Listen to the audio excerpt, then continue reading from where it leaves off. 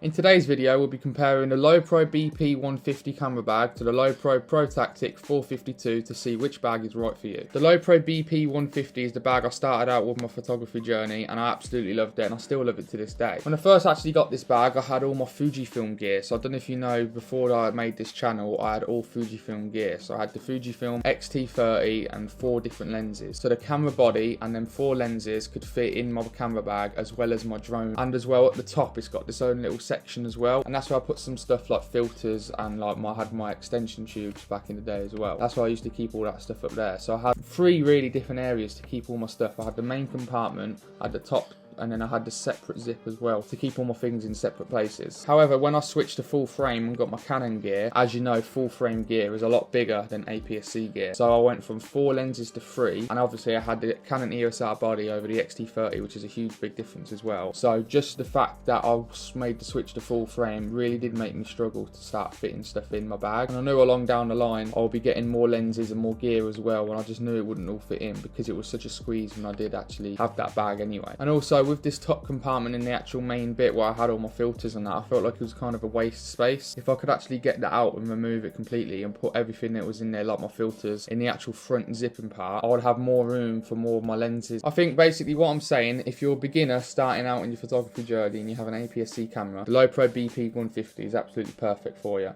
You can fit so many things in because of how compact the system is, and it's so good for beginners because it's not too big either. It's also great as well if you actually know what you're doing. So for example, if you know you're going to be shooting a car today and you know you need a 70-200 and a 35mm, then you don't need to bring your drone, you don't need to bring the 24-105 if you don't want to. You know, if you know you only want them 2 lenses and then obviously your camera body, I would just grab the stuff I need and put it in the BP 150 because of how small and compact and then how much lighter it will be as well. But a lot of the time I like bringing all of my gear because I never know what I might need. I might want to get a nice little drone shot for some B-roll, I might want to get my 24-105 out for that wide angle lens, I might want to get my GoPro out for some POV shots or some action shot. So that's why I really like taking that one, because I like taking a lot of my gear at the minute anyway. So that's why I say this bag's probably not the best for traveling, because as you start actually getting more and more gear and you're not sure what you want to take and you want to bring everything, it starts to become a pain, especially because there's no room for a gimbal inside the BP 150. You have to attach it on the outside, and then if that's constantly on the outside when you're traveling, for example, like going through airports, you might hit something, it might get scratched, damaged. That's why it's not the best for traveling. And that's when I got the ProTactic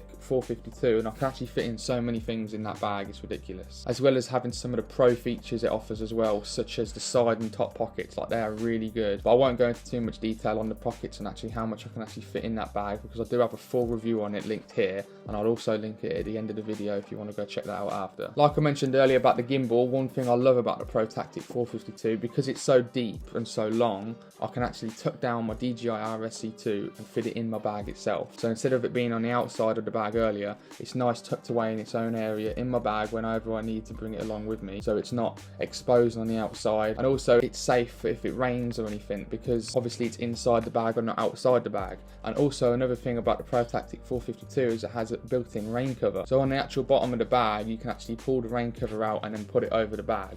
On the BP 150, there's no rain cover at all, so it's not waterproof. So you got to be wary if you are getting caught in a storm or some rain. That's why if it's really good, if you know you're going to be traveling to like Iceland or anywhere that's bad weather and it's really cold and rainy, then I do suggest you go for the 452. There are some good reasons though to pick up the BP 150 over the 452, because one of the main reasons is, like I mentioned earlier, it has that front pocket. With the 452, it doesn't have any other pockets apart from the main zip. Obviously it's got the 2 zips and the top zip. It doesn't have a separate zip for other gears, so every time you want to open one of the pockets, obviously it's accessing the main area. But with the BP 150, it's actually got its own zip area at the front. Now that's really good if you want to store batteries, or if you want to store filters, that's stuff that you don't really need all the time in there. And if you do need it, you don't have to access the whole main zip compartment to actually get them. You can only open the front bit. Because on the similar thing is where the ProTactic 452 is when you actually open the bag, it has these zip compartments, and that's where I store my stuff like my DJI batteries and my filters and that. But because of how tight they are, they're really awkward to put your hand in and out, and I really don't like that compared to the other one. I think the other one is way better than having the zips in the front bit as well, because when you do want to grab your filter, you're not exposed to all your gear and all your lenses. That's one reason why I really do like the BP 150 still as well, because it's just really convenient to get to accessories. Obviously another huge reason to go for the BP 150 over the ProTactic 452 is the price itself. So the price price you can get the BP 150 for is about £40 to £50 brand new, compared to about £160 to £180 at some places for the 452. So there's a huge price gap difference in it. Overall, I'd say, especially if you're a beginner, and especially if you've got an APS-C camera system as well, then I suggest that that price difference is huge, and you could put the difference in money that you either save from getting that bag into another lens or into some filters. I love both bags so much, but I love the 452 just because of how much stuff I can actually fit in, and the actual customization you can actually have with it as well. If you want to bring in way more lenses or less lenses and bring in the gimbal and some headphones, it's just really good for customization.